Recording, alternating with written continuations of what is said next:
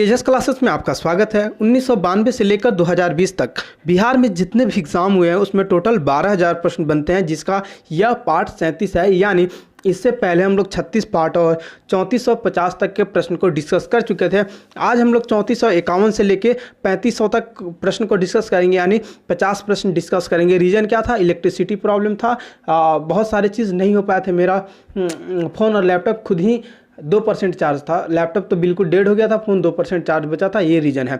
चलिए, यह सीरीज़ रोज़ रात 8 बजे आता है, संडे को यह सीरीज़ नहीं आता है और 8 बजे आ ही जाता है, लेकिन आपको नोटिफिकेशन थोड़ा 1-2 मिनट लेट पहुंचता है, तो आप 8-5 या 8-10 में आके 101% इसको वॉच कर लिया कीजिए।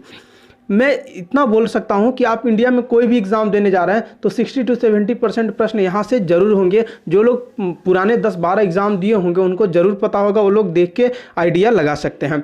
चलिए, आज का पहला प्रश्न है, 19वीं सदी में हिंदुत्व का जो पुनरुत्थान किसने किया था? तो ये इनका श्रेय जाता है स्वामी दयानंद को। चलिए, अगला प्रश्न है, अमेरिका ने हिरोशिमा पर अणु बम कब गिराया था? तो 1945 ईस्वी पे। कब? तो 6 अगस्त 1945 को, और नागासाकी पे 9 अगस्त 1945 को। अगला प्रश्न है, पुनर्जागरण काल अवधि में किस देश को यूरोप की पाठशाला माना गया? तो इटली का। अगला प्रश्न है, रूस में वसंत क्रांति कब हुई? तो रूस में 8 मार्च 1917 को। अगला प्रश्न है, नाजीवाद का मुख्य संस्थापक कौन था? तो नाजीवाद का जो मुख्य संस्थापक था वो था एडोल्फ हिटलर। अगला प्रश्न है, भारत किन अक्षांशों के बीच स्थित है? तो देखिए, यह 8 डिग्री उत्तर एवं 37 डिग्री उत्तर दे दिया है, लेकिन आपको एग्जैक्ट याद रखना है कितना, 8 डिग्री 4 मिनट उत्तर से कितना, 36 डिग्री और 6 मिनट उत्तर तक। अगला प्रश्न है, कौन सा बंदरगाह पूर्वी तटीय मैदान का पश्चिमी किनारे में स्थित है? तो यह है कांडला। अगला प्रश्न है, भारत के दक्षिणी भाग किस नाम से जाना जाता है? तो कोरोमंडल मैदान के नाम से जाना जाता है। अगला प्रश्न है, दक्कन पठार की कौन सी नदी पूर्व की तरफ बहती है?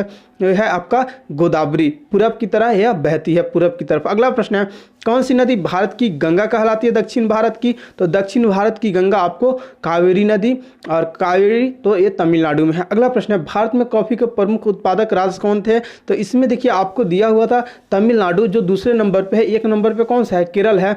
केरल, तमिलनाडु और कर्नाटक, मैंने तीनों को लिख दिया है। अगला प्रश्न है, भारत के कौन से 2 राज्य खनिज तेल के अग्रणी उत्पादक हैं? तो असम एवं गुजरात है। एक नंबर पे असम है, दूसरे पे गुजरात है, तीसरे पे बात किया जाए तो आपको मुंबई हो जाएगा। अगला प्रश्न है, चंबल नदी पर स्थित जलाशय किस नाम से जाना जाता है? तो यह गांधी सागर के नाम से जाना जाता है। अगला प्रश्न है, मैच शुरू करने के लिए कबड्डी की टीम में कम से कम कितने खिलाड़ी आवश्यक है? तो 7 आवश्यक है, जबकि कितने, 7 + 5 चाहिए, यानी 12 खिलाड़ी चाहिए एक टीम में। अगला प्रश्न है, फुटबॉल की टीम में कितने खिलाड़ी होते हैं? तो 11 होते हैं। अगला प्रश्न है, विकेटों के 2 छोरों के बीच का अंतर कितना होता है? तो 20.12 मीटर होता है, कहीं कहीं आपको 20 मीटर भी करके मिलेगा। अगला प्रश्न है, वॉलीबॉल का एक सेट कितने पॉइंटों का होता है? तो 15 पॉइंटों का होता है, अभी इसको 25 पॉइंट कर दिया गया है। अगला प्रश्न है, बैडमिंटन कोर्ट की लंबाई कितनी होती है? कोर्ट यानी मैदान की लंबाई कितनी होती है? तो 13.40 मीटर होती है। अगला प्रश्न है, पास्कल में अप केस जो होता है, जिसको ऐसे दिखाते हैं, फंक्शन अक्षरों को किस रूप में परिवर्तित करता है? तो इसको बोलते हैं अपर केस। अगला प्रश्न है, चीनियों द्वारा हजारों वर्ष पूर्व बनाई गई सरल मशीन क्या कहलाती है? तो यह अबेकस कहलाती है। अगला प्रश्न है, बग क्या है?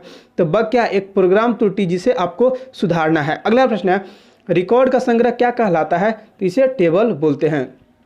अगला प्रश्न है, डाटाबेस टर्मिनोलॉजी में टेबल की प्रत्येक कॉलम क्या कहलाती है? तो यह फील्ड कहलाती है। अगला प्रश्न है, कंप्यूटर द्वारा आवश्यक निर्देशों के मूल सेट को क्या कहते हैं? तो ऑपरेटिंग सिस्टम कहते हैं। अगला प्रश्न है, HTTP से क्या तात्पर्य है? तो हाइपर टेक्स्ट ट्रांसफर प्रोटोकॉल। अगला प्रश्न है, पास्कल में कमांड Alt+R से क्या होता है? तो रन प्रोग्राम किया जाता है। अगला प्रश्न है, एक्सेस में छात्रों के अंक का संग्रह करने के लिए किस प्रकार के फील्ड का उपयोग होता है? तो न्यूमेरिक फील्ड का उपयोग होता है। अगला प्रश्न है, एक्सेल में फंक्शन किससे शुरू होना चाहिए? तो देखिए, एक्सेल में फंक्शन जो शुरू होता है वो इक्वल टू यानी बराबर से शुरू होता है। अगला प्रश्न है, एक्सेल में कौन सा फंक्शन वर्तमान तिथि व समय को दर्शाता है? तो नाउ फंक्शन दर्शाता है, कहीं पे NOW और O दे देता है, ठीक है, तो इसको आप लोग ध्यान रखिएगा, दोनों को नाउ फंक्शन या नाउ O दे देता है। अगला प्रश्न है, एक्सेल में कितने कॉलम होते हैं? तो ये बहुत इंपॉर्टेंट क्वेश्चन है, मैक्सिमम लड़के इसमें फंसते हैं। 256 कॉलम होते हैं। अगला प्रश्न है, पास्कल प्रोग्राम में प्रथम कथन क्या है? तो टाइटल है। अगला प्रश्न है, डिफ़ॉल्ट के अनुसार आपके द्वारा टाइप किया गया गद्यांश हमेशा किस तरफ एलाइन होता है? तो ये बाएं लाइन से ही होता है। अगला प्रश्न है, सिंटेक्स एरर क्या है? तो प्रोग्रामर द्वारा प्रोग्राम में की गई व्याकरण संबंधी त्रुटि। अगला प्रश्न है, पावर पॉइंट में स्लाइड देखने के लिए कितने तरीके हैं? तो 3 तरीके होते हैं। अगला प्रश्न है, माइक्रोसॉफ्ट एक्सेल एक कैसा प्रोग्राम है? तो स्प्रेडशीट प्रोग्राम है। इसमें तीनों तरीका आपको बताना है। अगला प्रश्न है, वर्ड में अखबार की तरह मल्टी कॉलम किस विकल्प के द्वारा प्राप्त होता है? तो फॉर्मेट या कॉलम के द्वारा। अगला प्रश्न है, प्रिंट प्रीव्यू क्या कार्य करता है? तो प्रिंट से पहले डॉक्यूमेंट का प्रीव्यू दिखाता है। अगला प्रश्न है, विद्युत चुंबकीय तरंगों की ध्रुवण प्रक्रिया से क्या साबित होता है? तो विद्युत चुंबकीय तरंगे अनुपस्थ है। अगला प्रश्न है, हेनरी किसकी इकाई है? तो प्रेरकत्व की। अगला प्रश्न है, कितने इलेक्ट्रॉन मिलकर एक माइक्रो एम्पियर विद्युत धारा बनाते हैं? तो 6.25 इंटू 10⁻12 इलेक्ट्रॉन्स। अगला प्रश्न है, फैराडे का नियम क्या है? तो फैराडे का नियम, देखिए यहाँ पे फैराडे का नियम पूछा रहा है, लेकिन देख लीजिए ऑप्शन क्या दिया है, प्रेरित विद्युत वाहक बल की दिशा व परिणाम दोनों बताता है। अगला प्रश्न है, ऊर्जा उत्पादन के लिए आवश्यक ताप नाभिकीय विक्रिया कहाँ होती है? तो तारों के अंदर होती है। अगला प्रश्न है, प्रकाश विद्युत प्रभाव में उत्सर्जित प्रकाश इलेक्ट्रॉनों की संख्या क्या बढ़ाने से बढ़ती है? तो प्रकाश की तीव्रता। अगला प्रश्न है, कौन सा धारा संसद तथा राज्य विधान मंडलों में अनुसूचित जातियों के लिए सीटों का आरक्षण बताती है? तो धारा 330 व 332। अगला प्रश्न है, पंचायती राज प्रणाली में महिलाओं के लिए कितनी प्रतिशत सीटें आरक्षित है? तो देखिए 33% जब का था तब, लेकिन अभी कितना कर दिया गया है? 50%। और बिहार ऐसा पहला राज्य था जो 50% आरक्षण को लागू किया था। अगला प्रश्न है, कौन अर्थशास्त्र के पितामह के रूप में जाने जाते हैं? तो एडम स्मिथ जी जाने जाते हैं। अगला प्रश्न है, बाजार अर्थतंत्र में कौन बादशाह माना जाता है? तो उपभोक्ता माना जाता है। अगला प्रश्न है, भारत के लिए विदेशी सहायता का मुख्य स्रोत कौन सा है? तो एड इंडिया क्लब है।